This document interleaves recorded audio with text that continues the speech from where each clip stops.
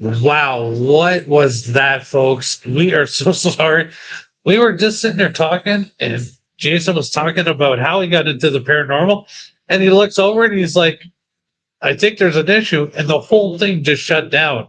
I mean, this shows you the power that talking about these type of cases. I mean, they can interfere when they really want to. So we are so sorry about the interruption. You were talking about how you got in to the class to see Right. Ed Ward was hosting. So Yeah. let's pick it up here. Okay, I can't remember where we left off really, but so my friend Lou is a former Army combat medic with a current paramedic in the EMS system in Norwalk, Connecticut. And Ed was having heart problems at the time, so he wanted a medic for their team. So he gave a call and asked for a recommendation, and they recommended Lou. The day beforehand, Lou and I were sitting in his car talking about how cool it would be to work with the Warrens because we were listening to a radio show. And when Lou called me and told me, "You're not going to believe who just called me," and I asked who, Ed Warren. And I'm like, "Come on, right?" Well, I said, "You have to get me in there." So it was time. And so he told Lorraine all about the synchronicity, and she knows all about synchronicities. Now, there's a big difference between a coincidence and a synchronicity. A synchronicity is where there are forces conspiring to basically orchestrate some grand event. And that's exactly what this became for me.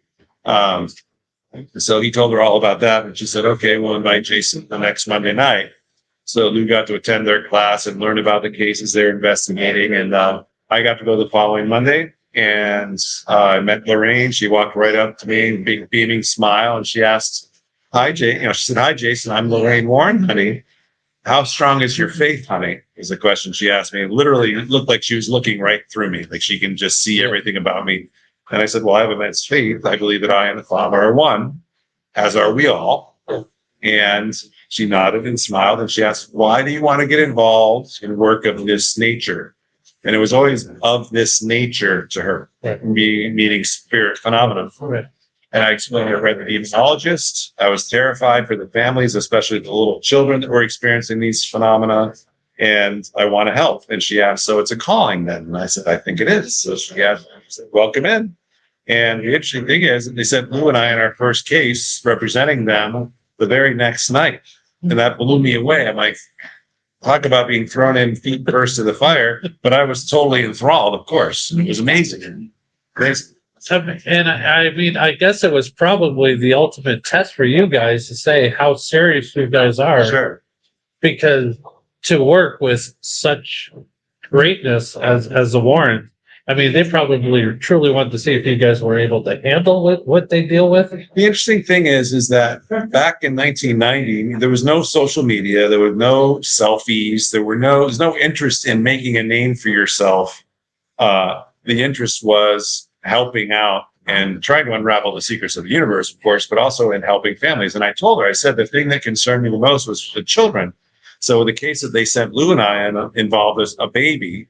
And then a full spirit, still apparition of a woman would walk through the wall in the parents' room, walk down the hallway, stop in front of the baby's crib, scare the baby out of its wits, and walk through the crib every night. I said, the poor baby. But so that's what really got me involved in that case, and maybe why she assigned us to it.